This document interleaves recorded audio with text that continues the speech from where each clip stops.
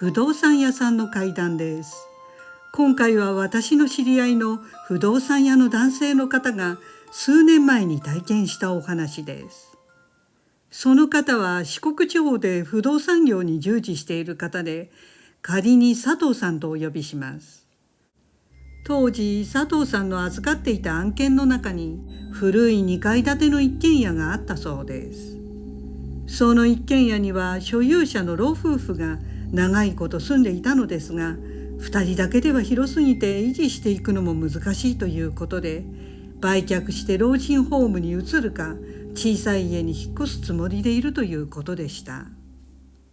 その老夫婦はすでに賃貸で別の場所に移っていたので、その家は空き家の状態でした。家は確かに古いのですが、お庭も広く、1階に居間キッチンお風呂場、2階が12畳の部屋と6畳6畳の2部屋があり、使いやすい間取りでした。そこで佐藤さんは何回か興味のあるお客さんを案内したのですが、なかなか決まりませんでした。古いということを除けば特段問題もなく、お手頃な価格帯だったのですが、なぜかいつまでたっても買い手がつかなかったそうです。そんなある日、ついに購入の申し込みが入りました。その買い手さんは中国人夫婦で、数日後正式に売買契約を交わすことができました。すると契約後にその買い手夫婦から、家具の大きさを決めるため部屋を測らせてほしいのですが、もう一度中に入らせてもらえませんかと頼まれました。契約後でも決済までは所有権は売り手にあるので、買い手が勝手に中に入ることはできないのです。そこで分かりましたということで、佐藤さんは再度日取りを決めて、買い手夫婦をその家に案内することとなりました。さて、その案内当日です。佐藤さんは買い手の中国人夫婦が来る30分ほど前に物件に到着したそうです。そして窓を開けるなどの準備をするため中に入りました。すると佐藤さんはふと毒ダミのような匂いがしていることに気がつきました。今まで一度も感じたことがなかったので、春先ですから庭に毒ダミが生えてそれが匂っているのかなと軽く思ったそうです。そして早速佐藤さんは部屋の中の空気の入れ替えと日の光を入れるため、窓やカーテンを開けに行きました。そして佐藤さんは2階の部屋の窓も開けに行くことにしました。まず階段を上ると右側に12畳の部屋があるのですが、その部屋はもともと2部屋だったものを真ん中の壁を取り壊して1部屋にしたものでした。そして廊下を隔てた向かい側には6畳6畳の2部屋が並んでありました。そこで佐藤さんはまず12畳の広い部屋の方に入り、カーテンを開けて窓も開けて網戸にしていきました。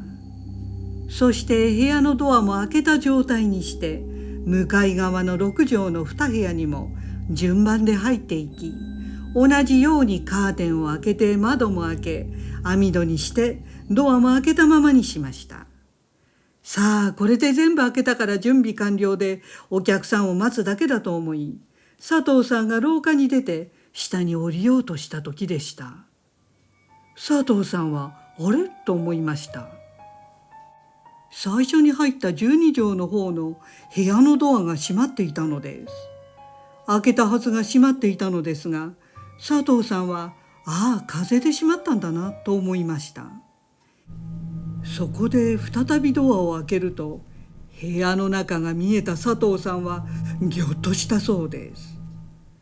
その12畳の部屋のカーテンがすべて閉まっていたのです。確かに開けたのになんでだと思いましたが、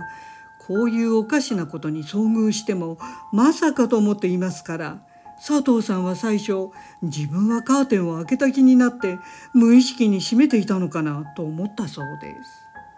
す。なぜならお客さんを案内することで頭がいっぱいの時は時々考えなく体が動くので、無意識に閉めてしまったのかなとそう考えました。そこで佐藤さんはまたカーテンを開けたそうです。そしてドアも開けた状態に戻して、さあ下に降りようと思った時です。今度は向かいの階段に近い6畳の部屋のドアが閉まっていたのに気がつきました。佐藤さんは、あれ、このドアも開けたはずなのにどういうことだと思いましたが、また風で閉まったのかと無理くり自分に言い聞かせました。そしてドアを開けてみると、6畳の部屋のカーテンも閉まっていました。さすがに佐藤さんも気味が悪くなり、直ちに隣のもう一つの6畳の部屋も確認しに行きました。するとそこもドアが閉まっていたのです。恐ろしくなって佐藤さんがすぐにドアを開けると、やはりその部屋もカーテンが閉まっていたそうです。この時ついに佐藤さんに戦慄が走り、真っ先に考えたのが、まさかこの家に自分以外の誰かがいるのかなと、いよいよ怖くなりました。でも間もなくお客さんが到着する頃だったので、とりあえずすべての部屋のドアだけ開けたままにして、大きい部屋の窓のカーテンだけ開けた状態で下に降りたそうです。少しして買い手の中国人夫婦が到着したので、佐藤さんは気持ちを切り替えて夫婦を中に案内しました。そして2階に登っていくと、さっき開けた通りすべてのドアが開いたままなのが見えたので、佐藤さんは少しほっとしました。そこで佐藤さんが買い手夫婦を部屋に案内しようとすると、佐藤さんは再びゾッとしたそうです。すべての部屋のカーテンが開いていたのです。さっき最後に大きい部屋の窓だけカーテンを開けたままにしたのに、2階のすべてのカーテンが開いていたのです。するとそれを見た買い手夫婦は、ただ部屋の長さを測るだけなので、ここまでしなくてもよかったんですが、ありがとうございましたと言ったそうです。佐藤さんは内心ゾッとして冷や汗が出てきましたが、必死に平静を装っていました。そして買い手夫婦は15分ほどで部屋を測り終え、今日はありがとうございましたとお礼を言って帰ろうとしました。その時ふと佐藤さんはさっきから毒ダミの匂いがしていることを思い出し、夫婦に春なのか毒ダミの匂いがしますねとさりげなく確認してみたそうです。すると夫婦ははぁというような顔をして、毒ダミですか、いや何の匂いもしませんがとわけのわからないといった様子でした。佐藤さんはこの匂いが気がつかないのは妙だなとは思いましたが、余計なことは言わずにその場で夫婦と別れ、すぐ戸締まりをして事務所に戻ったそうです。